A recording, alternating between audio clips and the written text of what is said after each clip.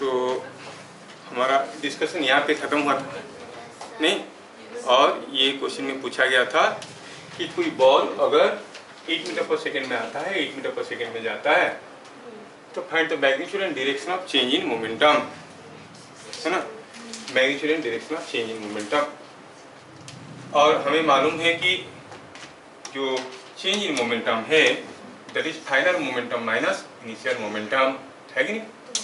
यहाँ पर अगर हम फाइनल मोमेंटम को ड्रॉ करें, वो फाइनल मोमेंटम कैसा है, कुछ ऐसा है कि नहीं। So it is something like this.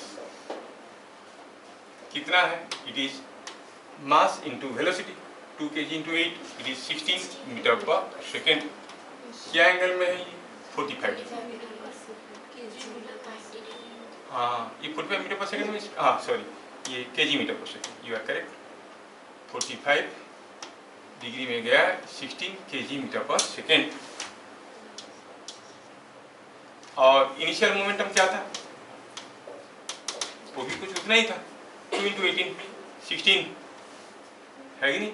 ये भी था 16 kg मीटर पर सेकेंड, और ये एंगल 45 डिग्री। दोनों के बीच में एंगल क्या है, 90 डिग्री। अगर हमें निकालना होगा P2 माइनस P1, हमें निकालना है चेंज इन मोमेंटम। थोड़ा इसको कॉपी करके लेते हैं, दूसरे पेज में विजुअलाइज करते हैं क्या हो रहा है। Now change in momentum you know is final momentum minus initial momentum. तो suppose this is what is the floor, final momentum initial momentum ऐसा है, फाइनल मोमेंटम ऐसा है, तो क्या लिखना पड़ेगा, फाइनल माइनस इनिशियल।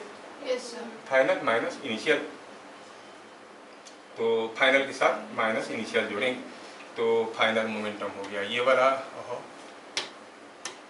ये हो गया फाइनल मोमेंटम। उसके साथ जोड़ेंगे minus of initial momentum. Minus of initial momentum मतलब इसी को जोड़ना है। ये तो final momentum plus initial momentum हो गया। अब इसको उल्टा करना, ये हो गया। नहीं सर, कैसे नहीं हुआ, ये हो गया फाइनल मोमेंटम। अरे नहीं, वही तो गड़बड़ है। और ये minus of initial momentum, I am making use of parallelogram law to add them. Parallelogram law बताए थे, नहीं बताए थे। और ये दोनों का जो मैग्नीट्यूड है वो आपको बराबर दिया गया। अब इन दोनों के बीच में ये माइनस हो गया ना, ये ऐसे था, मतलब ये माइनस ऐसे हो गया। इसका मैग्नीट्यूड 16 है, इसका मैग्नीट्यूड 16 है, ये एंगल 90 डिग्री। इन दोनों का जो रिजल्टेंट होगा क्या वो बीचों बीच नहीं होगा, क्योंकि दोनों का मैग्नीट्यूड बराबर है ना। So this will be the direction of change in momentum. This और दिस का resultant, they are all vectors.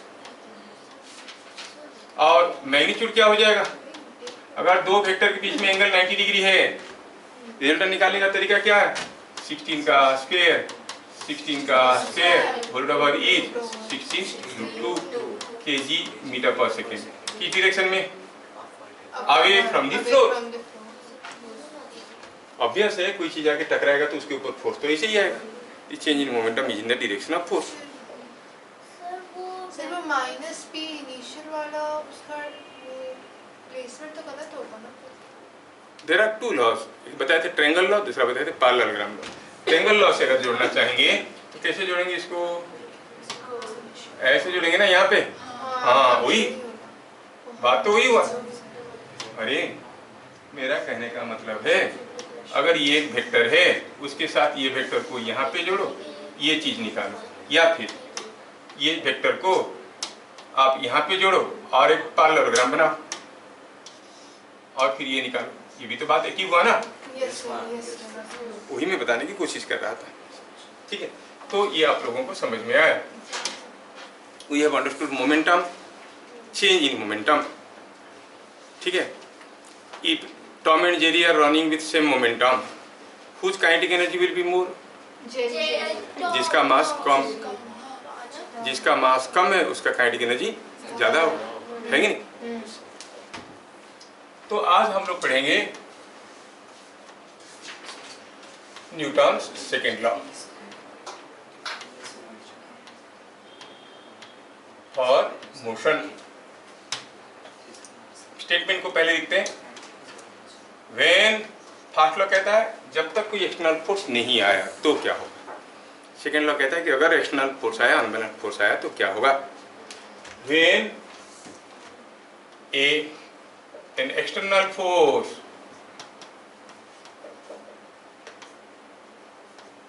acts on a body, क्या होता है। It will help you to understand the effect and it will help you to quantify what is the magnitude of force. When an external force acts on a body, बताओ आप क्या बोलोगे। कोई body रखा है, उसके ऊपर एक्सटर्नल फोर्स आएगा तो क्या होगा। बॉडी विल मूव, उसमें तो मूव करेगा तो लेमैन भी बताएगा। एज ए फिजिक्स स्टूडेंट आप क्या बताओ।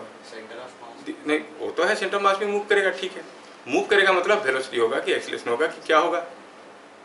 कोई बॉडी रखा है, उसके ऊपर फोर्स देंगे, एक्सीलरेशन होगा। कोई बॉडी रखा है, उसके ऊपर एक्सटर्नल फोर्स आएगा, अनबैलेंस्ड फोर्स आएगा तो एक्सीलरेशन होगा। लेकिन लॉ नहीं बोलता है, लॉ नहीं बोलता है कि whenever external force acts on a body the body will accelerate. No, कोई जरूरी नहीं है कि एक्सीलरेशन नहीं है। तो फिर कुछ सरप्राइजिंग आया कि नहीं आया। फोर्स भी आएगा, बॉडी रेस्ट में था, मोशन में आएगा, उसके बावजूद उसका एक्सीलरेशन होगा, कोई जरूरी नहीं है। ऐसा कैसा, अभी तक तो हम लोग यही पढ़ चुके हैं, ए फिजिक्स में पढ़े ना। तो फिर कहाँ गड़बड़ रह गया, समझेंगे न्यूटन सेकेंड लॉ में। कहने का मतलब है लॉ का अहमियत आपको समझ में आना चाहिए कि जो हमें जो ऊपर ऊपर से दिखता है वो नहीं है, कुछ चीज़ें अंदर और कुछ गहराई में कुछ चीज़ें है, ठीक है। इसका मतलब नहीं कि जो जानते थे वो गलत है, वो भी सही है, बट उतना ही सही नहीं है। उसका मतलब उतना ही नहीं है, कुछ दूसरा भी है, समझ में। When an external force acts on a body, the body undergoes a change in momentum.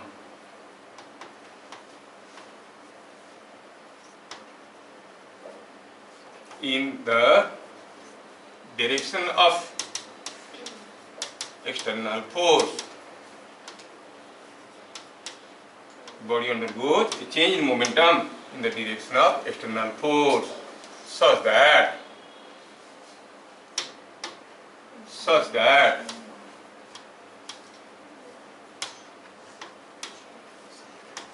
the rate of change in momentum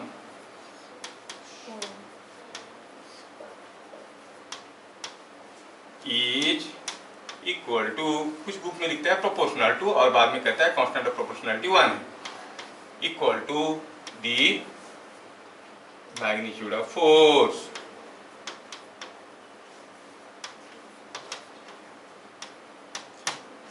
ये हो गया सेकेंड लॉ। देखिए आपको समझ में आना जरूरी है, क्योंकि न्यूटन जी महाराज बोले, गलत तो नहीं बोले होंगे। हमें चीजों को समझना है और सीखना है। जब भी कोई बॉडी के ऊपर एक्सटर्नल फोर्स आएगा, the body will not necessarily accelerate, it will undergo change in momentum in the direction of external force. Change in momentum एक वेक्टर है, किस डायरेक्शन में होगा, इन the direction of external force, such that the rate of change in momentum. Rate of change in momentum मतलब momentum कितनी जल्दी जल्दी बदल रहा है, बदलेगा, will be change in momentum. धीरे धीरे बदलेगा कि जल्दी जल्दी बदलेगा, है ना। कोई चीज अगर ऐसा था पेन और उसका धीरे धीरे ऐसे स्पीड बढ़ रहा है तो मोमेंटम बढ़ रहा है, और अगर ऐसे बढ़ गया तो मोमेंटम बहुत जल्दी जल्दी बढ़ गया। वन केस में धीरे sudden change in momentum, other case धीरे स्लो चेंज इन मोमेंटम, अरे तो if rate of change in momentum is high मतलब momentum is changing very fast. Rate of change in momentum is low means momentum is changing slowly. Rate of change in momentum means change in momentum with respect to time. समय के साथ momentum जल्दी जल्दी बढ़ रहा है तो हम कहेंगे high rate of change in momentum. समझ में आ रहा है। धीरे धीरे बढ़ रहा है तो low rate of change in momentum. पहले इसको समझ लेते हैं, फिर इसके ऊपर इंपोर्टेंट पॉइंट में देखेंगे। तो बारी बारी से देखते हैं, समझते हैं, फिर आगे देखेंगे। Understanding the law.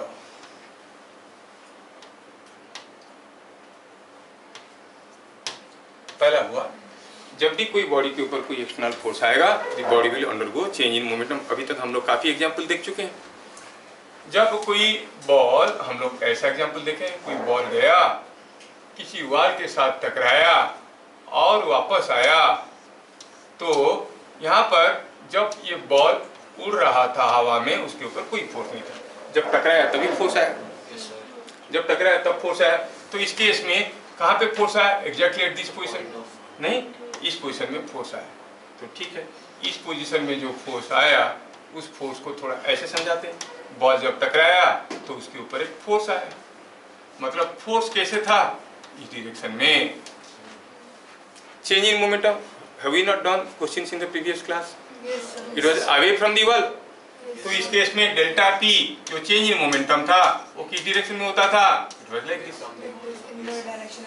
In the direction of force. थोड़ी देर पहले we have seen another question.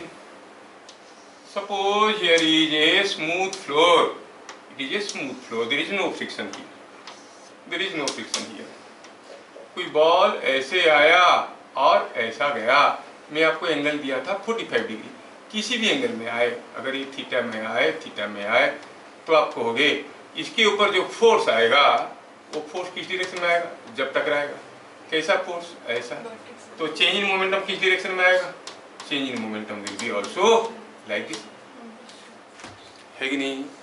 तो जब भी कोई बॉडी के ऊपर कोई एक्सटर्नल फोर्स आएगा, the change in momentum will take place in the direction of increased force. जो फोर्स अप्लाई किया गया है उसकी डायरेक्शन में आएगा। समझ में? कोई बॉल को हमने यहाँ से फेंका, वो गया ऐसे, गिरा ऐसे। ड्यूरिंग दिस एंटायर फ्लाइट पहले उसका मोमेंटम कुछ इस डायरेक्शन में था, अब जो ऐसे गिर रहा है तो मोमेंटम कुछ इस डायरेक्शन में है। क्या बता सकते हो इस केस में फोर्स ऑन दी बॉडी किस डायरेक्शन में था? जब वो हवा में जा रहा था उड़ते हुए, the force was only force that was gravity, जो कि डाउनवर्ड था। इसका मतलब ये पूरे केस में अगर हम चेंज इन मोमेंटम निकालेंगे, चेंज इन मोमेंटम मतलब P2 माइनस P1 अगर निकालेंगे किस डायरेक्शन में मिलेगा? ऐसे मिलेगा। गेटिंग? तो whenever an external force acts on a body, the body undergoes change in momentum in the direction of force. समझ में आया? हाँ, तो चेंज इन मोमेंटम का डायरेक्शन जानने के लिए आपके पास दो तरीके हो गए। या तो देखो कि फाइनल मोमेंटम क्या है, इनिशियल मोमेंटम क्या है, P2 माइनस P1 का डायरेक्शन, और देखो कि वो बॉडी का जो मोमेंटम बदला पक्का उसके ऊपर फोर्स आया होगा। वो फोर्स किस डायरेक्शन में था? जिस डायरेक्शन में था उस डायरेक्शन में चेंज इन मोमेंटम होगा। गेटिंग? तो चेंज इन मोमेंटम का डायरेक्शन जानने के लिए आपके पास दो तरीके हुए। तो इसमें से पूरा का पूरा डिस्कशन में से हमें क्या समझ में आया कि change in momentum is in the direction of impressed force. जो जो चीजें बारीकी से हम समझने की कोशिश करें। क्या समझे? पहला चीज में delta P is in direction of F. समझ में आया? जब भी कोई बॉडी का मोमेंटम बदलेगा, जो बदलाव होगा मोमेंटम का, final momentum minus initial momentum, it will be always in the direction of the cause giving you the change in momentum. क्यों चेंज इन मोमेंटम हो रहा है? फोर्स आने से। बिना फोर्स आए चेंज इन मोमेंटम नहीं होगा। समझ में आया? अच्छा, तो अब किसी डायरेक्शन, किसी एक बॉडी का चेंज इन मोमेंटम का डायरेक्शन चाहिए, या तो आप final momentum minus initial momentum करो वेक्टोरियल और देखो डायरेक्शन क्या होगा, या फिर देखो कि उसके ऊपर फोर्स कैसे आ रहा था। अगर आपको समझ में आया तो बताओ कि सपोजिंग हम कहेंगे कि कोई बॉडी को मैं थोड़ा इनको सेपरेटली रखता हूं ताकि आपको समझने में दिक्कत ना हो जाए।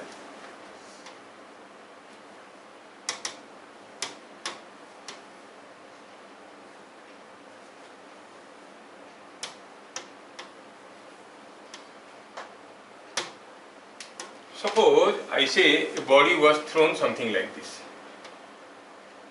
कोई बॉडी को हम यहाँ से फेंके, वो गया ऊपर, आया ऐसे। जब वो यहाँ तक आया था उसका कुछ चेंज इन मोमेंटम हुआ था कि नहीं हुआ था?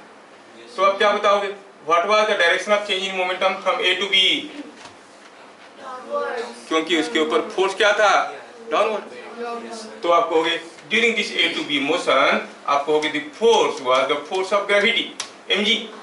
तो पूरा मोशन में तो आपका चेंजिंग मोमेंटम इस पीरियड में क्या होगा, नॉर्मल होगा। क्या बात समझ में आ रहा है? ये बात है। तो पहला चीज न्यूटन सेकेंड लॉ का सबसे इंपॉर्टेंट हिस्सा, whenever an external force acts on a body, the body undergoes A change in momentum in the direction of force, है ना। नाउ दूसरा पार्ट क्या बोलता है? दूसरा पार्ट बोलता है चेंज इन मोमेंटम होगा, rate of change in momentum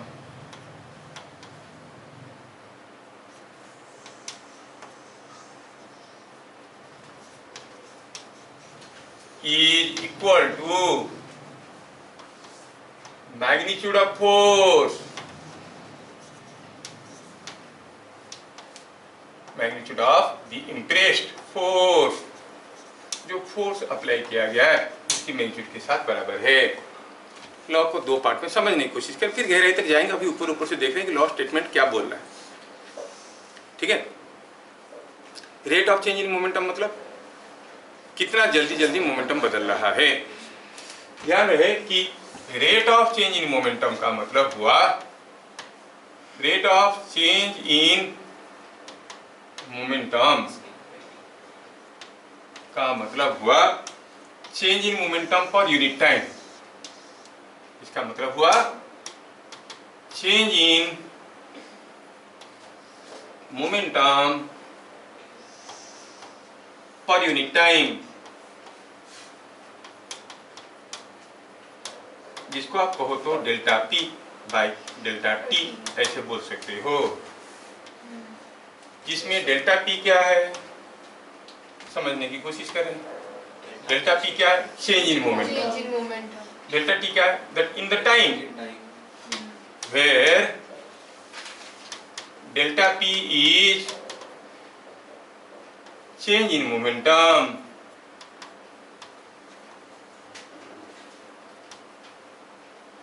in a small time, delta t।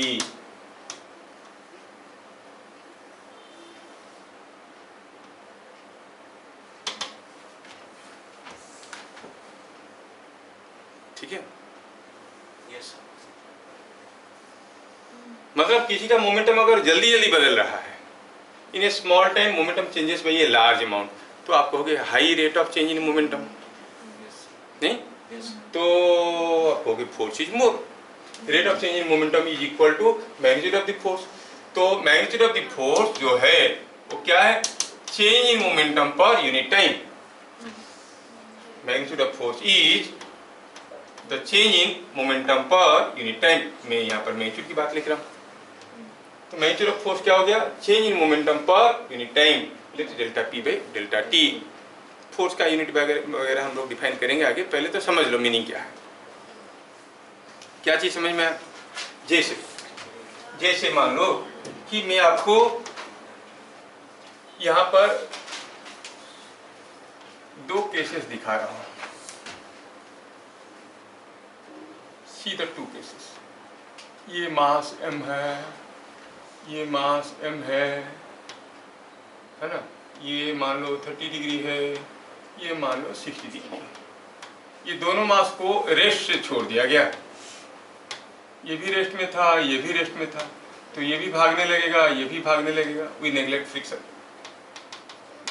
तो इसका भी वेलोसिटी बढ़ने लगेगा, इसका भी वेलोसिटी बढ़ने लगेगा। वेलोसिटी बढ़ेगा तो मोमेंटम बढ़ेगा। इसका भी मोमेंटम बढ़ रहा है, इसका भी मोमेंटम बढ़ रहा है। दोनों का इनिशियली मोमेंटम जीरो था, दे स्टार्टेड मूविंग। कुछ समय के बाद किसका मोमेंटम ज्यादा मिलेगा? ए का कि बी का? क्योंकि ज्यादा इंक्लाइन जल्दी जल्दी भागेगा। मतलब rate of change in momentum is more for a और more for B. More for B. समझ में आ रहा है?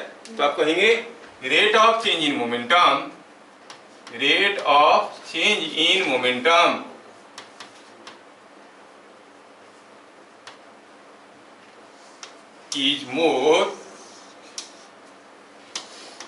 is more in case of B। मतलब किसके ऊपर ज्यादा फोर्स आ रहा है, ए के ऊपर कि बी के ऊपर? कैसे, चलो देखते हैं। फोर्स ऑन ए कितना हुआ, कौन फोर्स इसको खींच रहा है नीचे की तरफ? You know it is mg sin 30, जबकि इसको खींचने वाली फोर्स क्या है? And you see force on A is mg sin 30 which is mg/2. Force on B is mg sin 60 which is √3 times √3/2 into mg. √3/2 का वैल्यू होता है 0.866, ये 0.5 है। तो what you see, FB is more than FA, so the rate of change in momentum of B is more than that of A. Feeling में आ रहा ना? Yes, sir. जब फोर्स ज्यादा है तो मोमेंटम ज्यादा है, मोमेंटम ज्यादा नहीं, rate of change in momentum ज्यादा है। समझ में आ रहा है? और इसको बढ़िया से समझने की कोशिश करते हैं। हम अभी अभी देख लिए कि जो फोर्स है वो change in momentum per unit infinite small time. Infinite small time मतलब ए स्मॉल टाइम। कोई बॉडी का मोमेंटम चेंज हुआ delta P in delta T seconds, तो उसका rate of change in momentum क्या हो गया? Delta P by delta T. अब लॉ कहता है कि that rate of change in momentum is equal to force, तो ठीक है, F is equal to delta P by delta T. Force is defined that way, it is defined as rate of change in momentum. हम लोग आएंगे उसको आगे आगे, अभी तो हम लोग समझ गए लॉ का वर्ड मीनिंग क्या है, फिर गहराई में जाएंगे अंदर। पहले स्कूल वाला चीज़ तो देख ले, फीलिंग में तो आ जाए, है कि नहीं? तो rate of change in momentum समझ में आ रहा है? कोई चीज़ का मोमेंटम, मान लो कि कोई कार 20 किलोमीटर पर आवर में जा रहा है, दूसरा कार 90 किलोमीटर पर आवर में जा रहा है, सेम साइज का कार है, किसका rate of change in momentum ज़्यादा है? नो, दोनों का मोमेंटम तो कांस्टेंट है, चेंज कहाँ हो रहा है? ये 20 में जा रहा है, वो 90 में जा रहा है। It is nothing to do with the velocity, change in momentum.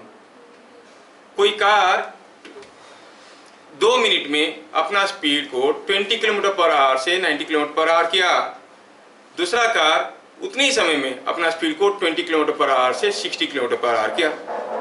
किसका चेंज इन मोमेंटम ज्यादा हुआ? पहला वाला, लेकिन सेम टाइम में हुआ, तो उसका rate of change in momentum was more, दूसरे का rate of change in momentum is less.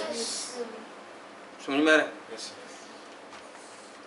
तो rate of change in momentum समझना है, पहले इसको फील करो। सपोज हम कहेंगे कोई एक 2 kg का मास ये कुछ 5 मीटर पर सेकेंड में जा रहा था, और पता चला वही 2 kg का मास जाने लगा है 8 मीटर पर सेकेंड में, कितनी समय के बाद? से समथिंग आफ्टर से 3 मिनट्स।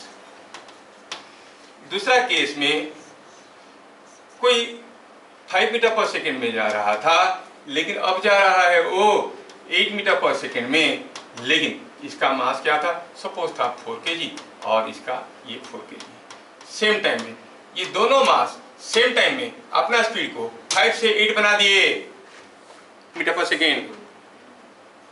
किसका rate of change in momentum ज्यादा है? ए का कि बी का? बी का। पहले देखो चेंज इन मोमेंटम कितना हुआ?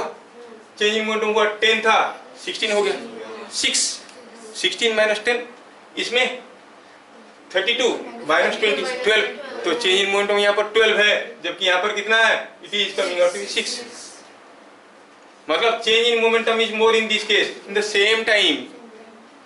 मतलब इन दोनों में से किसके ऊपर ज्यादा फोर्स आ रहा था? जिसका rate of change in momentum ज्यादा था। ए के ऊपर कि बी के ऊपर? समझ में आ रहा है क्या? Suppose this happens in 3 minutes, तो दोनों के लिए बराबर समय में इन 3 मिनट्स, क्या हमें समझ में आया? इसमें समझ में ये आया कि इन 3 मिनट्स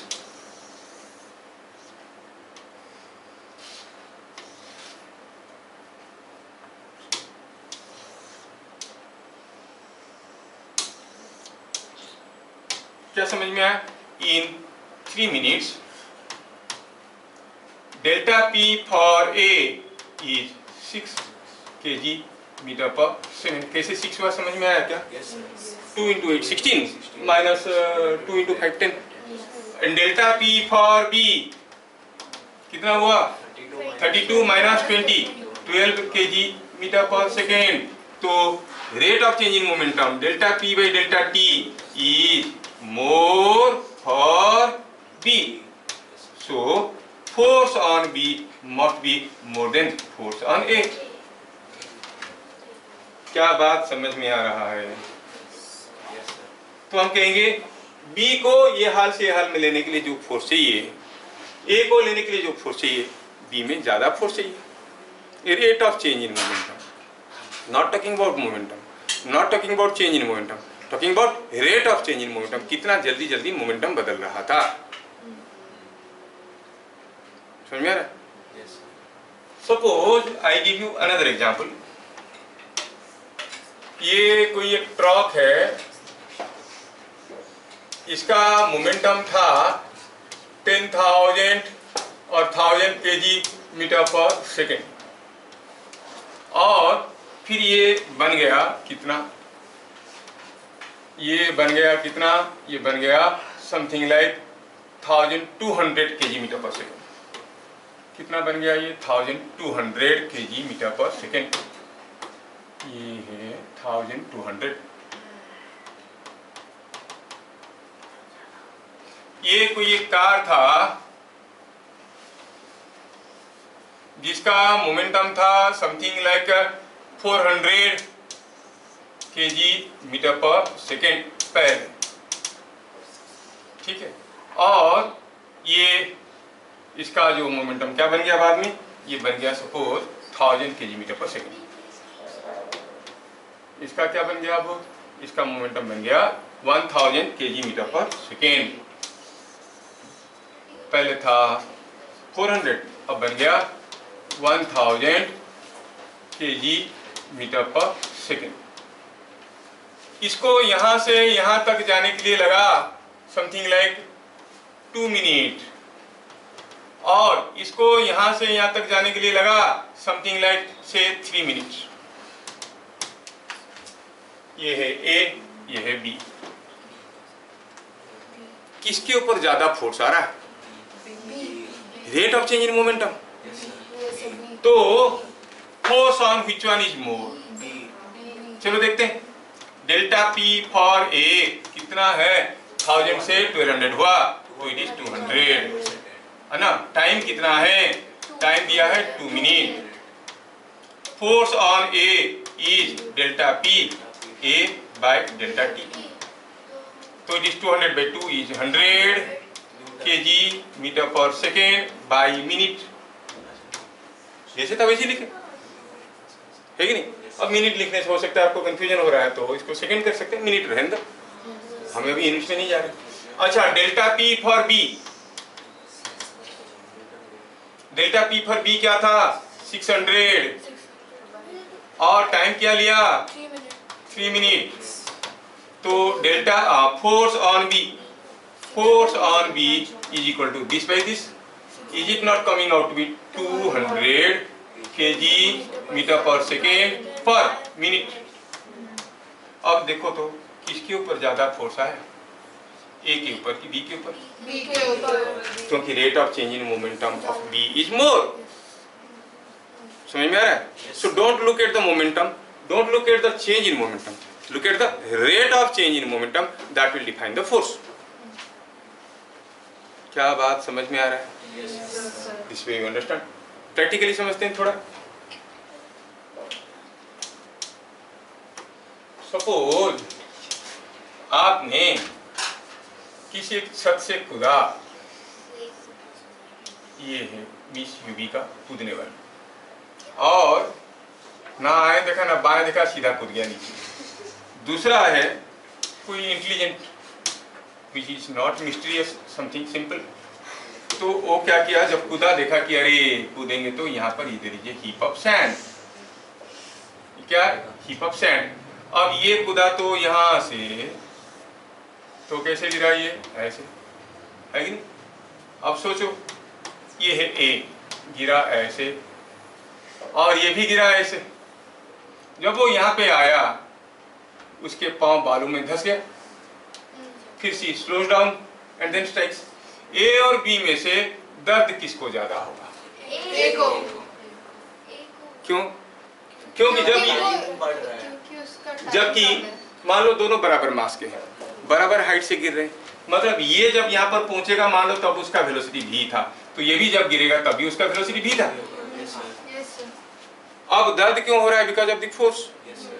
इसका जो वेलोसिटी भी था, टकराया तो तुरंत जीरो हो गया। Yes, sir. इसका जो मोमेंटम था सडनली जीरो हो गया। इस केस में डेल्टा पी जितना होगा, इस केस में डेल्टा पी उतने ही होगा, ये भी तो रुकेगा, दोनों का डेल्टा पी बराबर होगा। लेकिन इसका जो डेल्टा टी है इन केस ऑफ ए और डेल्टा टी है इन केस ऑफ बी, कौन ज्यादा है? डेल्टा टी और डेल्टा बी। बी बी का ज्यादा है कि ए का ज्यादा है? बी का क्योंकि ज्यादा पाँव धसेगा, स्लो डाउन करेगा और रुकेगा, so this is more. Yes sir. मतलब rate of change in momentum किसका ज्यादा हुआ, ए का कि बी का? एक क्योंकि ये delta P by delta T निकालेंगे तो इसका कम, इसका ज्यादा, इसके ऊपर ज्यादा फोर्स, इसके ऊपर कम फोर्स, इसके ऊपर ज्यादा फोर्स, इसको ज्यादा दर्द होगा। Yes. समझ में आ रहा है? तो अगर हम ऐसे सोचे चीजों को तो हम कहेंगे ऐसा केस में आप कहोगे force on A is delta P on A by delta T on A, force on B is delta P of B by delta T of B. क्या दोनों का डेल्टा पी बराबर होगा? समझ में आया? क्योंकि दोनों बराबर वेलोसिटी से रुके। तो किसके ऊपर ज्यादा फोर्स आया? डेल्टा टी बी ज्यादा है तो दिस विल बी लेस। तो आप कहोगे F A will be more than F B, will get more pain. The mysterious girl jumps directly on to the floor. Sir सुसाइड नहीं करना है। हम कब बोले बहुत ऊंचा से गिरे? सर तो वो ऊंचा से 1 मीटर से ही गिरे। पैर तो टूटवाना ही नहीं है ना सर, पैर बचा के रखना है। तो we know what you are, don't prove it. ठीक है। हाँ। हाँ, तो इसमें पता चल गया क्या force on B will be less, है कि नहीं? टीचर जब आपको मारते हैं क्लास में, बदमाशी की, वो डंडे से मारते हैं ऐसे, है ना? यू आर डेयर डेविल, हाथ दिखा दिया ऐसे, मारा ठटाक, तो टीचर का डंडा का कुछ मोमेंटम था, लगा, suddenly momentum become zero, you get some pain. But जो इंटेलिजेंट बच्चे होते हैं क्या कहते हैं, टीचर जब ऐसे मार रहे हैं वो हाथ को ऐसे ऐसे करते रहते हैं कि नहीं? जब ऐसे मारा तो हाथ को अगर ऐसे किया तो मोमेंटम डंडे का जीरो होने के लिए कुछ समय लगा कि नहीं लगा? It takes more time, gets less pain, है कि नहीं? तो जब टीचर मार रहे हैं आपको, अगर हाथ को आप ऐसे कर दिए तो मोमेंटम डंडे का यहाँ पे जीरो नहीं हो गया, यहाँ तक आने के बाद जीरो हुआ। तो it take some time for same delta P you are giving more delta T, getting lesser pain. Newton को थोड़ी, टीचर को थोड़ी मालूम है न्यूटन सेकंड, वो तो बोलते हैं मैं मार के खुश, लेकिन आपने दर्द नहीं लिया, क्यों? डेल्टा टी ज्यादा कर लिया, है कि नहीं? किसी एक टेबल के ऊपर से नीचे कूदना, ये छोटा सा एक टेबल है, आपको कहा जाएगा क्या ये टेबल के ऊपर से आप कूद सकते हो? अरे ये क्या बड़ी चीज है, कोई भी कूद सकता है, टेबल है, सिंपल सा टेबल है, ऑर्डिनरी टेबल 3 फीट हाइट का, इसके ऊपर से कूदना है तो कोई भी कूद सकता है? नहीं कूद सकते अगर हम कहेंगे तो, क्योंकि देखोगे आप कूदने के साथ साथ अगर आपको कहा जाएगा don't bend your body, body जैसे स्ट्रेट रखा था ऐसे रखना है, सीधे रख के ऐसे ही कूदना है, तो ऐसे ही अगर कूदना है तो क्या होगा? Will get severe pain. हम लोग कैसे कूदते हैं? जब कूदते हैं कूदने के साथ थोड़ा ऐसे हो जाते कि नहीं हो जाते? थोड़ा ऐसे हो गए तो जो मेजर पार्ट है उसका मोमेंटम को जीरो करने के लिए we take some time, we get lesser pain. Feel कर रहे हो? Yes, sir. अगर ऐसा कर लिए तो विल गेट लेस पेन, पूरा नहीं खंबे जैसे रहना है और कूदो, फिर तो देखो बहुत ज्यादा दर्द होगा नहीं होगा? So we know all these things but we hardly understand. तो जो हम जानते थे और समझे नहीं थे, न्यूटन उसी को समझा दी कि देखो ऐसा होता है। अच्छा, हम भी सोचे होते तो हम भी निकाल दिए होते, नहीं? क्या बात समझ में आया? Yes, sir. जैसे आप साइकिल में जाते हो तो ये आपकी साइकिल का सीट है, आप देखोगे साइकिल की सीट के नीचे ऐसा एक खंबा है, खंबे पे क्या है? एक स्प्रिंग लगा है, हैव यू एवर नोटिस्ड? अब साइकिल किसी गड्ढे में आ गया तो there is a sudden change in momentum, ये स्प्रिंग क्या करता है आपको? दब जाता है। हाँ, स्प्रिंग दब जाता है। थोड़ा सा स्प्रिंग ढंग का नहीं बना, मैं बनाता हूँ ढंग का। इसमें क्या हो गया? ऐसे स्प्रिंग हुआ और ये केस में ये डंडा ऐसे रखा है, जैसे आप गड्ढे में आए तो स्प्रिंग दबता है, change in momentum being same, ये दबाने के कारण उसको rate of change in momentum कम हो जाता है, उसको समय लगता है नीचे आने के लिए, है कि नहीं? सोचो जो साइकिल बनाया वो साइकिल ही बनाता और ये इसके नीचे सीधा ऐसे रॉड दे देता, अब गड्ढा आया सोचो क्या होगा, हाई न्यूटन बोल के जान निकल जाएगा, नहीं निकल जाएगा, क्योंकि there is you are getting a sudden change in momentum, severe pain. Feel कर पा रहे हो? Yes sir. हाँ, सोचो बिना स्प्रिंग का साइकिल सीट, आपको न्यूटन लॉ का बढ़िया सा एग्जाम्पल मिलेगा। स्प्रिंग लगा तो इसे गाड़ी में शक ऑब्जर्वर, शक्कर खराब हो गया बोलते हैं ना, वो शक्कर नहीं है, शक ऑब्जर्वर। वो लोग बोलते हैं शक्कर खराब हो गया गाड़ी का, शक्कर खराब, शक्कर होकर नहीं होता है, वो शक ऑब्जर्वर होता है। शक आया तो ऑब्जर्व करने के लिए उसके लिए क्या करते हैं, उसके नीचे सपोर्टिंग स्प्रिंग प्लेट्स होते हैं। कार वगैरह में, नया कार है, कोई हम्प्स पे आया, क्या कि थोड़ा सा गड्ढे में आया, आपको ज़्यादा दर्द नहीं होता। पुराना होने के बाद वो शक्कर जो है, शक ऑब्जर्वर, वो खराब हो गया है, अब वो शक नहीं ले सकता, तो क्या होता है, वो जैसे दर्द होता है।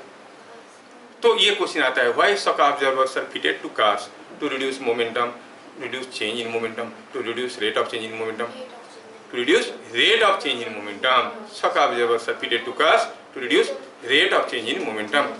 बात समझ में आ रहा है? Because rate of change in momentum is the force. तो आप इसको एग्जाम्पल में लिख सकते हैं, एग्जाम्पल में आप लिख सकते हैं shock observers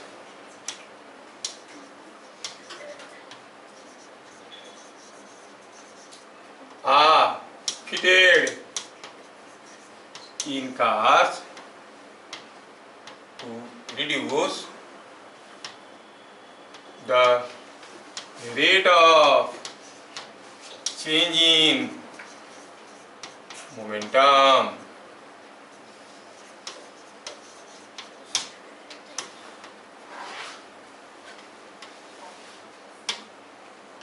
तो अभी हम क्या कर रहे हैं, न्यूटन सेकंड लॉ को स्कूल की नजरिया से पढ़ रहे हैं, कि अपनी नजरिया से भी पढ़ेंगे, है ना?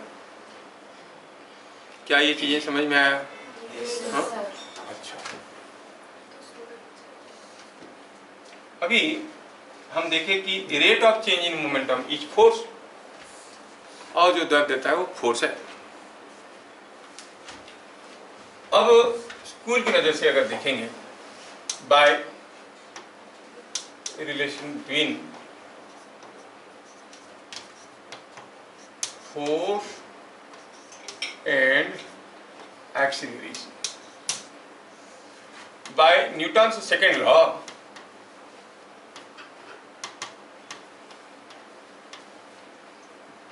the force is rate of change in momentum. है कि नहीं? अभी हम देखें Newton second law is rate of change in momentum. Let velocity of a mass m changes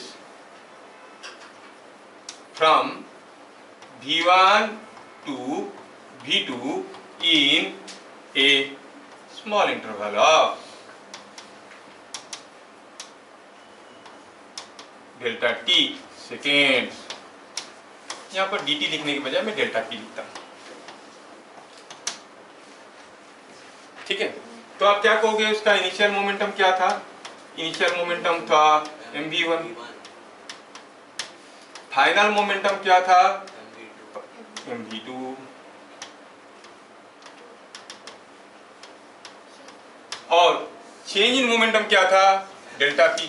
ये वेक्टर है, it is final momentum minus initial momentum. Initial momentum that is mv2 minus v1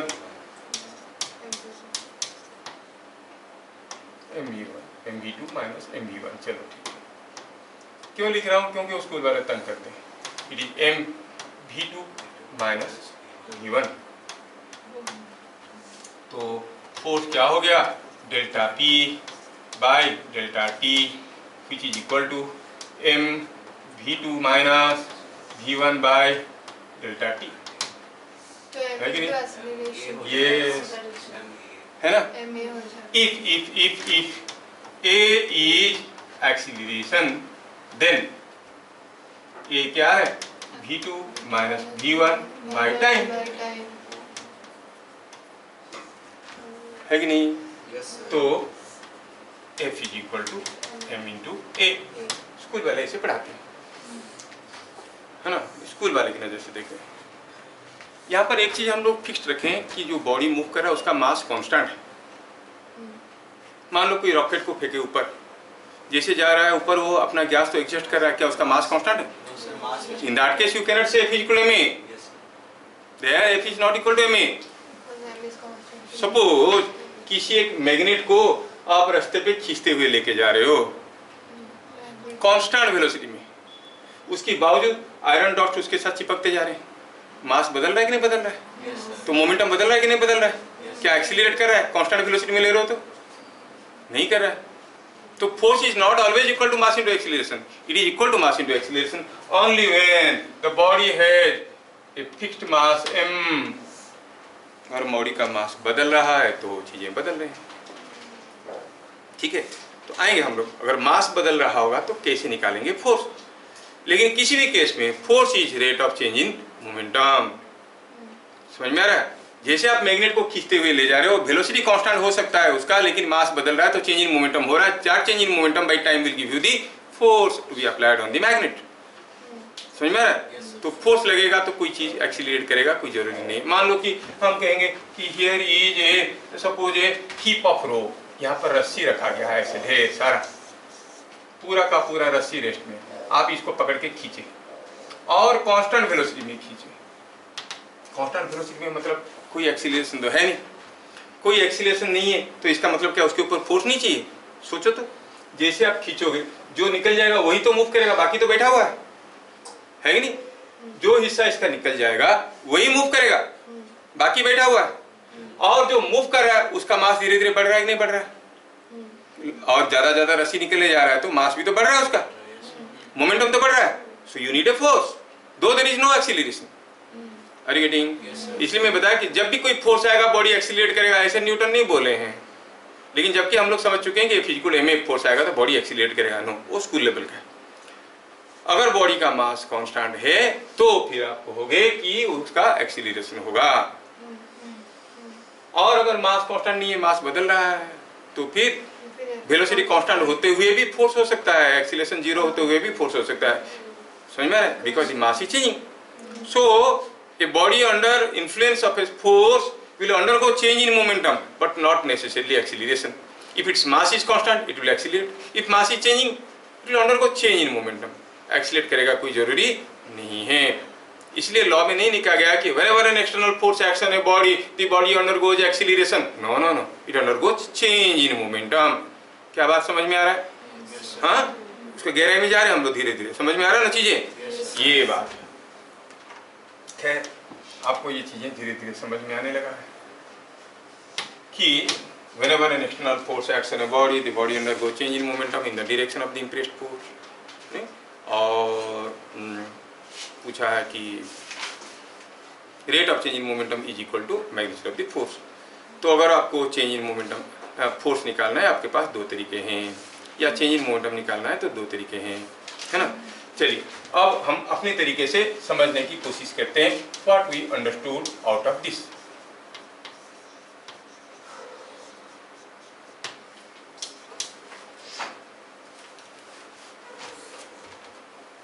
facts revealed, ठीक है। तो यहाँ पे पहला चीज हम देखें कि force is delta P bye delta T. थोड़ा ध्यान से देखना, आप जानते हो कि ये टाइम है वो उसमें ऑलमोस्ट ए पॉजिटिव क्वांटिटी है, 2 सेकेंड 3 सेकेंड 5, नेगेटिव तो नहीं हो सकता कि बॉय मूव्ड फॉर -5 सेकेंड्स, क्या मतलब होता है उसका? कोई मतलब ही नहीं बनता। और अगर कोई पॉजिटिव क्वांटिटी है, ये स्टेटमेंट में क्या पता चल रहा है? सपोज कोई एक वेक्टर है, सपोज वेक्टर ए, इसको किसी एक पॉजिटिव क्वांटिटी 2 से डिवाइड कर देते हैं तो कैसे बनेगा? ए बाई 2।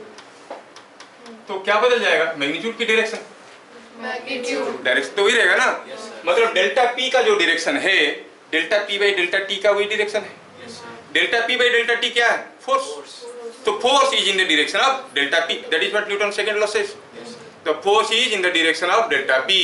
तो ये स्टेटमेंट से हमें क्या समझ में आया कि force is in the direction of delta P. एक चीज समझ में आया जो हम लोग जानते हैं, क्या पकड़ में आ रहा है?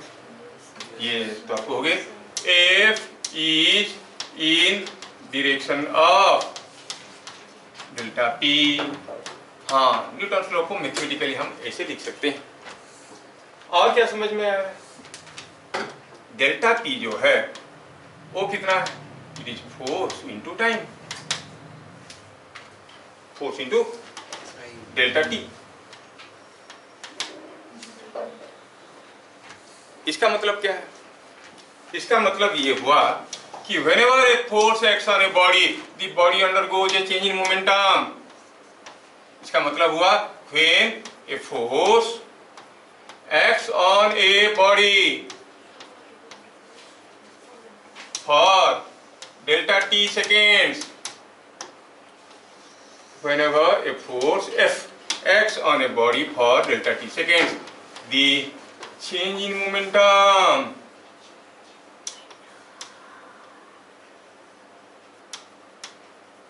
is delta p is equal to force into time. अभी तक हम लोग फोर्स का यूनिट को डिफाइन नहीं किए, करेंगे। ठीक है, क्या बात समझ में आया? जब भी कोई बॉडी के ऊपर कोई फोर्स आएगा डेल्टा टी सेकेंड के लिए, उसका चेंज इन मोमेंटम होगा फोर्स इनटू डेल्टा टी। ये जो स्टेटमेंट अभी हम लिखे, इसको थोड़ा सा इसके बाद थोड़ा सा यूनिट के बारे में बात कर लेंगे तो बढ़िया रहेगा। Let me take this to other page. ये चीज को हम लोग रिपीट करने वाले हैं। थोड़ा सा बीच में इंपॉर्टेंट चीज स्किप हो गया तो उसको देखना। हाँ, तो बात कर रहे थे हम लोग इसका। तो फिर यूनिट ऑफ फोर्स क्या बनेगा? Unit of force is delta P by delta T, KG metre per second by second time. नहीं तो क्या मिला ये? That is equal to KG metre per second square, जिसको हम लोग कहेंगे न्यूटन। ये कौन सा यूनिट है? MKS unit of force. MKS unit of force is KG metre per second square, जिसको हम कहेंगे न्यूटन। क्या आप गेस कर सकते हो what is the CGS unit of force? It will be gram centimetre per second, जिसको कहेंगे डाइन। समझ में आ रहा है? Now what is 1 newton? 1 newton is 1 KG metre per second square. इसको आप लिख सकते हो 1000 gram into 100 seconds, 100 centimetre per second square. KG को ग्राम, मीटर को सेंटीमीटर कर दी। Is it not coming 10 to the power 5 gram centimetre per second square? That is 10 power 5 times. क्या बात समझ में है? 1 newton is equal to 10 power 5 times. There is another unit use called gravitational unit.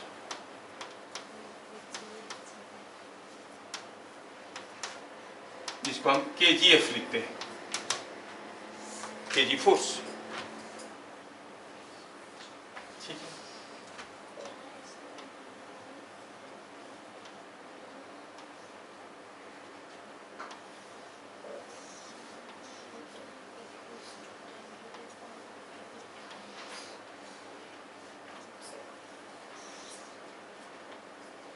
कोई पूछेगा define करो 1 Newton force को, तो कैसे डिफाइन करोगे? 1 न्यूटन फोर्स को कैसे डिफाइन करोगे? Yes, definition of 1 newton. 1 newton is equal to 1 KG into 1 metre per second square. So 1 newton is the force which can produce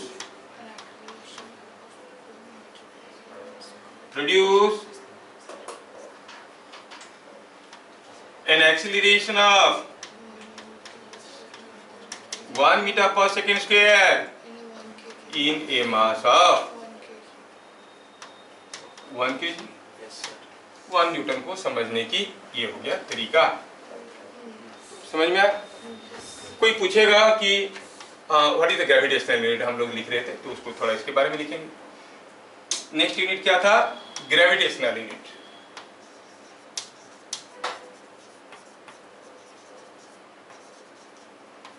of force. क्या है ये? KG force. 1 kg force is defined as the weight of a 1 kg mass। 1 kg मास का जो wait है उसको हम 1 kg force कहेंगे, वो भी तो एक फोर्स है। इसका मतलब हुआ 1 kg force is equal to weight of 1 kg। 1 kg, m का मास क्या होता है? m kg मास का mg, तो आपको हो गया m इंटू जी। m की जगह लेंगे 1 kg तो it is equal to g, है ना। 1 इंटू जी क्या देगा आपको? न्यूटन में। न्यूटन देगा कि नहीं देगा? तो g का वैल्यू को हम लोग 10 लेते हैं रफली, तो आप कहेंगे it is 10 newton. It is 1 into g, that is 10 newton. 1 kg force is 10 Newton. How much dying? 10 power 6, क्योंकि 1 Newton is 10 power 5 times. Yes, sir. 10 power 6 dying. क्या बात समझ में आया? Yes, sir. So these are different units. हो गया? Yes. वापस चलें पॉइंट नंबर 2 में। Delta P is equal to F delta T। देखो कितना इंटरेस्टिंग है। Delta P is equal to F delta T. When a force F acts on a body for delta T seconds, the change in momentum of the body is F delta T. क्या होगा unit? kg metre per second. is delta P is equal to F delta T kg metre per second. कहाँ से आया है formula? Because F was delta P by delta T। Yes, sir. अब इस formula तो देखने में आसानी से समझ में आ रहा है, लेकिन देखो तो यहाँ पर बॉडी का मास क्या था, वेलोसिटी क्या था, उसके ऊपर डिपेंड कर रहा है क्या?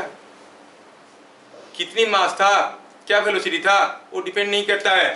तो याद रखना है, it is independent of mass and velocity of body. Momentum depends upon mass and velocity, change in momentum does not depend upon mass and velocity. कितना इंटरेस्टिंग है, लग रहा है कि नहीं? सरप्राइजिंग। Yes, sir. चाहे मास कुछ भी हो, वेलोसिटी कितने में ही जा रहे हो, चेंज इन मोमेंटम जो होगा उसका मास कितना था, वेलोसिटी कितना था, उसके ऊपर डिपेंड नहीं करेगा। किसके ऊपर डिपेंड करेगा? क्या फोर्स आया, कितने समय के लिए आया, force into time. For example मैं आपको दिखाना चाहूंगा, एग्जांपल लेते हैं। सपोज कोई एक ये है, कोई एक 5 kg का मास और ये जा रहा था 2 मीटर पर सेकेंड, ठीक है, और इसके ऊपर हमने एक फोर्स लगाया से 10 न्यूटन।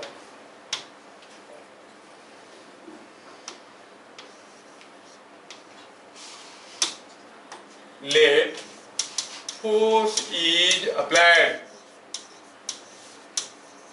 for 3 seconds। ये हुआ केस 1। केस 1 को सॉल्व करते हैं, फिर देखेंगे। चलिए निकालते हैं उसका चेंज इन मोमेंटम क्या होगा, ठीक है। तो आप कहोगे इनिशियल वेलोसिटी तो था 2 और एक्सीलरेशन था फोर्स बाई मास, था ना, Yes, sir. ये भी 2 और फाइनल वेलोसिटी क्या होगा, u प्लस 80। u प्लस 80 करो तो 2 प्लस 2 इंटू कितना समय के लिए t दिया गया है, 3 seconds. Is it coming out to be 6 plus 2 is 8। Change in momentum कितना होगा, चेंज इन मोमेंटम का magnitude mv minus mu। mv क्या था, 5 kg था, 5 into 8 5 into 8 minus 5 into u कितना था 2, तो 40 minus 10 is 30 kg metre per second. अब बोले साहब देखिए पूरा डेल्टा पी का कैलकुलेशन में एम भी सब कुछ तो यूज हुआ है, नहीं हुआ है, ये डिपेंड नहीं करता है। मैं अभी केस बदल देता हूँ, but you will get the answer same. जैसे ये जो केस था, फोर्स ऑफ कितना फोर्स अप्लाई किए, let force of 10 newton, same force apply किए हैं, force of 10 newton is applied for 3 seconds. I repeat another case. अब ये क्या था, 5 kg का मास 2 मीटर पर सेकंड में जा रहा था। अब मैं केस बदल देता हूँ, सपोज कोई एक दूसरा मास, ये था अब 20 kg का मास, क्या स्पीड में जा रहा था, 5 मीटर पर सेकंड में। हमने लगाया वही फोर्स, कितना, 10 न्यूटन लगा, कितनी समय के लिए, वही 3 सेकंड के लिए। इसका चेंज इन मोमेंटम कितना हो रहा है, मास बदल दिया, वेलोसिटी बदल दिया, नहीं, इनिशियल वेलोसिटी कितना है 5, टाइम कितना दिए हैं 3 सेकंड, और एक्सीलरेशन कितना है 10/20, force by mass. Are you getting, ये फोर्स बाई मास हुआ तो it is coming 1/2 metre per second. क्या होगा velocity, u plus 80, it is 5 plus a है 1/2, ये है 3, नहीं इट इज 3/2, कितना हो गया ये 13/2 मीटर पर सेकंड। 6.5 13/2 तो हुआ, आया। चलिए निकालते हैं change in momentum. It is mv minus mu, कितना है mv, mv हो गया कितना मास था 20 kg का, और 20 इंटू कितना था 13/2 माइनस 20 इंटू 5, देखो तो कितना आ रहा है ये 2 into 10 130 minus 100। What you observe is same in either case, irrespective of the mass and their initial velocity. So does it depend upon mass and velocity? No. क्या फोर्स आया, कितनी समय के लिए आया, that decides the change in momentum. So change in momentum of a body does not depend upon mass and velocity of the body. Momentum depends. Okay?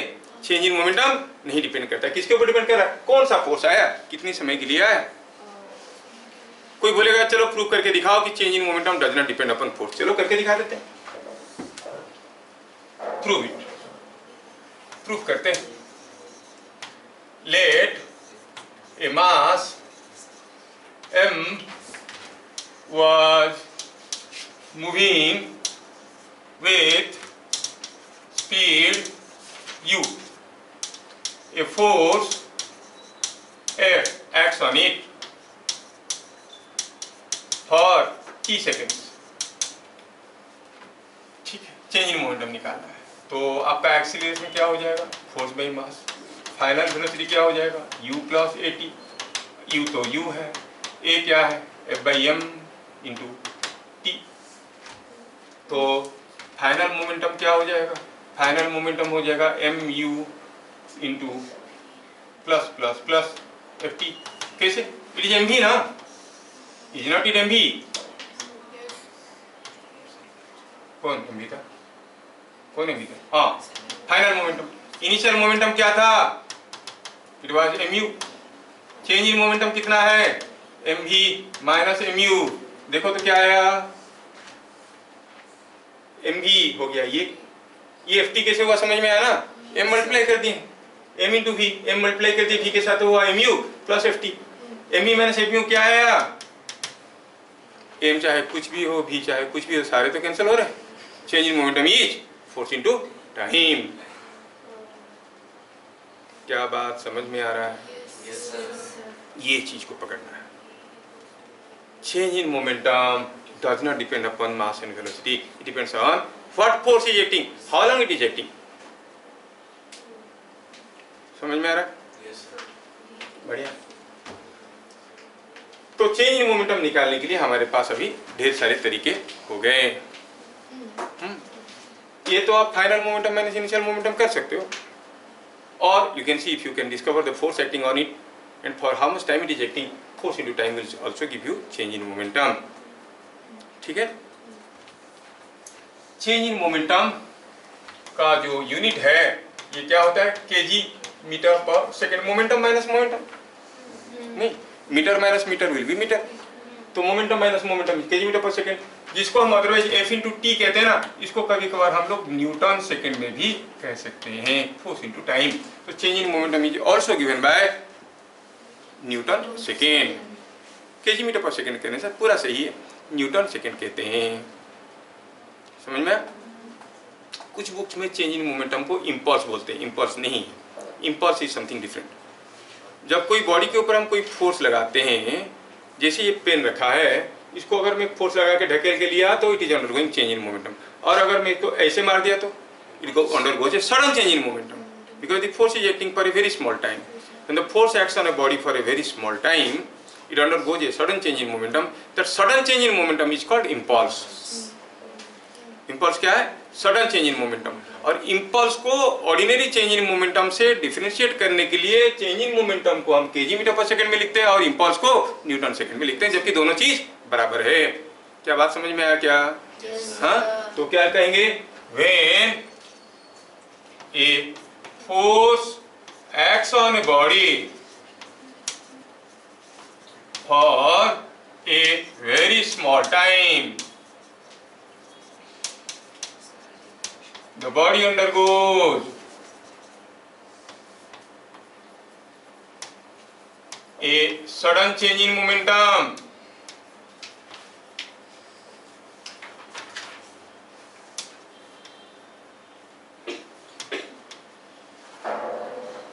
which is called an impulse.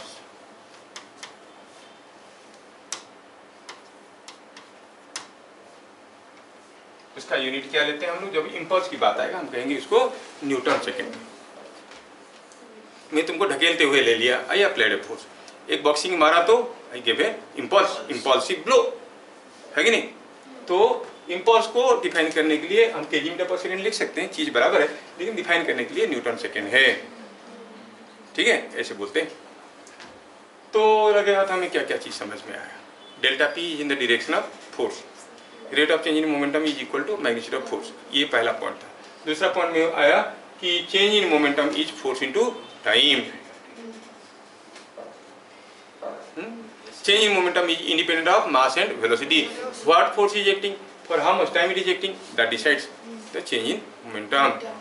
समझ में? अगर मैं आपको कुछ पूछूं ऐसा, suppose यहाँ पर कोई एक 10 kg का मास है और यहाँ पर कोई 2 kg का मास है, और इसको मैं धकेला यहाँ से with a force of 30 Newton और इसको with a force of 30 Newton, ये भी जाएगा वॉल को मारेगा, वो भी जाएगा वॉल को मारेगा। Which block strikes wall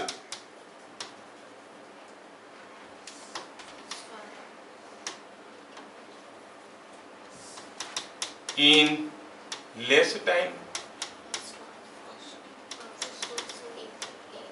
with more momentum?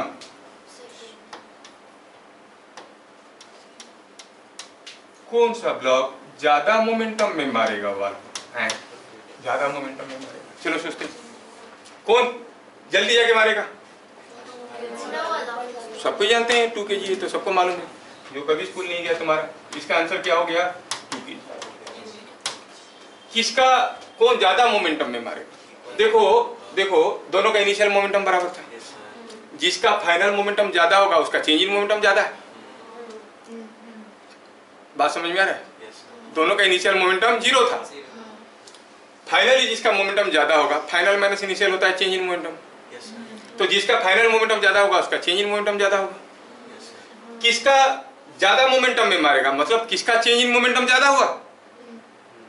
बात समझ में आ रहा है क्या? कौन ज्यादा मोमेंटम में मारेगा का मतलब हुआ किसका चेंज इन मोमेंटम ज्यादा हुआ। चेंज इन मोमेंटम तो फोर्स एंड टाइम के ऊपर डिपेंड करता है, फोर्स तो दोनों के ऊपर आ रहा है। किसके ऊपर फोर्स ज्यादा समय के लिए आया? जिसको ज्यादा समय लगा पहुंचने के लिए। B takes more time to reach.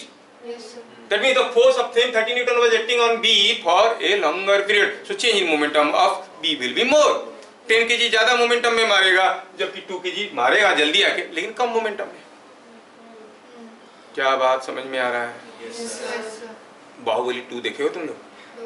वो दरवाजा को तोड़ने के लिए क्या करते थे? छोटा सा लाठी लेके दरवाजा को मारते थे क्या? नहीं, एक बड़ा सा लॉक को लेके बहुत सारे लोग पकड़ के दौड़ दौड़ के आते थे, दरवाजे पे मारते थे, क्योंकि उसको बहुत ज्यादा समय लगेगा, but you are applying a long force, strong force for a longer period. तो जब तक वो दरवाजे के पास पहुंचेगा उसके पास एक ह्यूज मोमेंटम होगा और वो मारेगा। नहीं देखियो कि नहीं देखियो? नहीं देखियो भाई, दरवाजा तोड़ने के लिए लोग जाते थे। बाहुबली नहीं देखो, कटप्पा को क्यों मारा तुम लोग को मालूम? कोर्स में नहीं है?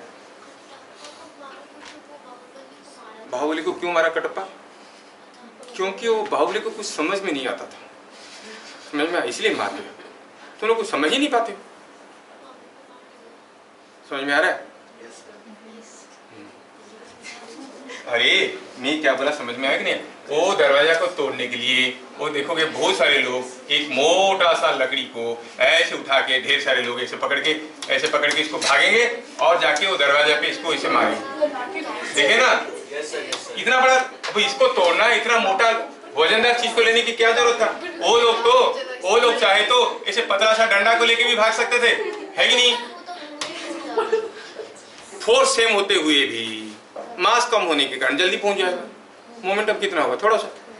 हेवी मास है तो पहुंचने के लिए समय लगेगा, धीरे धीरे it will gain a huge momentum. जब इसके पास पहुंचा तो डंडा का जो लॉक को पकड़े उसका मोमेंटम बहुत ज्यादा है, धक्का दिया, मोमेंटम उसका 0 हुआ, मतलब स्ट्रॉन्ग फोर्स है, दरवाजा टूट गया। समझ में आ रहा है क्या? तुम मूवी तो देखते हो लेकिन समझते तो हो नहीं। तो आपको किसी एक कील को दीवार पे ठोकना है। आपके पास 2 हथौड़े, एक ऐसा वाला छोटा सा और ऐसा वाला। किस में ठोकोगे तो पूरा घुस जाएगा अंदर? ए में कि बी? वाई? दोनों केस में आप बराबर फोर्स लगा रहे हो, पर जिसका मास ज्यादा है उसको जाने के लिए समय लगता है। भुप करके मारा तो समय तो ज्यादा लगा, चेंज इन मोमेंटम ज्यादा हो गया। चेंज इन मोमेंटम बहुत ज्यादा मोमेंटम में मारेगा तो ज्यादा फोर्स देगा, सडन चेंज इन मोमेंटम, मारने के बाद रुक गया तो कील पूरा घुस जाएगा। समझ में आएगी नहीं? और इसको मारेंगे तो जल्दी से आ जाएगा, ठोका ठोक मारते रहो, इसमें होगा क्या? जब तक ये पास आएगा तब तक क्या हुआ? मोमेंटम इज वेरी स्मॉल, तो ये कहाँ घुस पाएगा, कहाँ फोर्स इंपार्ट कर पाएगा? Are you getting? कहते हैं ना सुनार की एक लोहार की, सुनार को देखा ना टुक टुक टुक टुक टुक टुक, क्योंकि छोटा सा फोर्स है। लोहार क्या करता है? ग्रिल की दुकान में देखो कितने बड़े बड़े लेके मारता है, भूम भूम मारता है।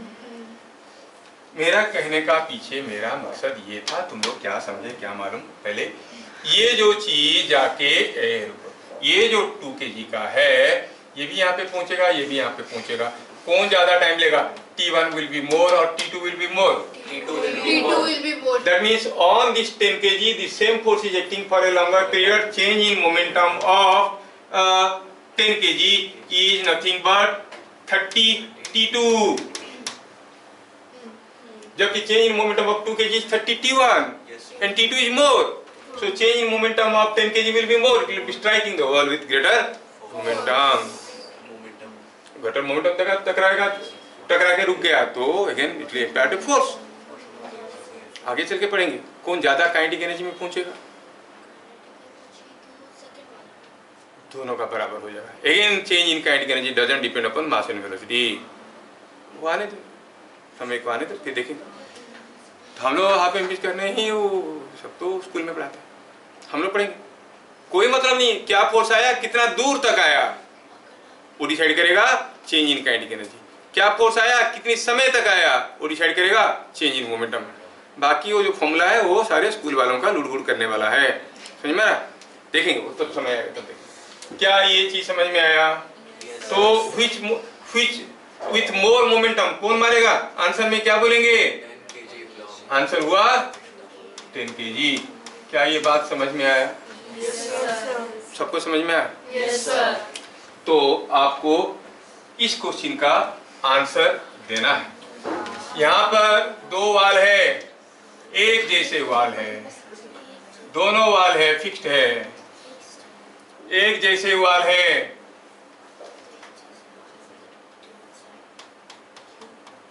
मैंने एक बुलेट को फायर किया, V1 स्पीड में घुसा इसके अंदर से, निकला, तो जब यहाँ पे आया उसके पास कुछ वेलोसिटी था V2, फिर घुसा इसके अंदर, फिर निकला, जब वेलोसिटी था V3। क्या बात समझ में आया? क्वेश्चन क्या है? क्वेश्चन ये है कि ये जो वाल्स है, अयो कहाँ से निकल गया? अच्छा, ये जो वाल है इसमें घुसने के बाद इसका वेलोसिटी बदल गया है। ये बुलेट, ओह कहाँ रे, बुलेट को मारा तो बुलेट इसके अंदर से निकला। अब क्वेश्चन क्या है? When a bullet was fired, it enters, passes through the two walls and comes out like this with velocity. बताना आपको ये है कि what is more? What is more? V1 minus V2 is greater than, less than, equal to V2 minus V3। सोचना है और बताना है दोनों में से कौन है बड़ा, कौन है छोटा, आपको बताना है। बड़ा कौन, छोटा कौन। क्या क्वेश्चन आपको समझ में आ गया? बुलेट फायर किया गया, इसके अंदर से घुसा, इसके अंदर से घुसा, ऐसे निकल गया। Now live your answers. काफी बच्चे जो ऑनलाइन में देख रहे हैं वो भी अच्छे आंसर दे रहे हैं। आई एम सो हैप्पी, अच्छे आंसर दे रहे हैं। लेकिन क्या मालूम सब्सक्राइब किए कि नहीं किए? सब्सक्राइब कर लेना चाहिए गधे लोग। तो इसका आंसर को चैनल में छोड़ो। फिर मिलेंगे अगले क्लास, तब तक के लिए जय हिंद।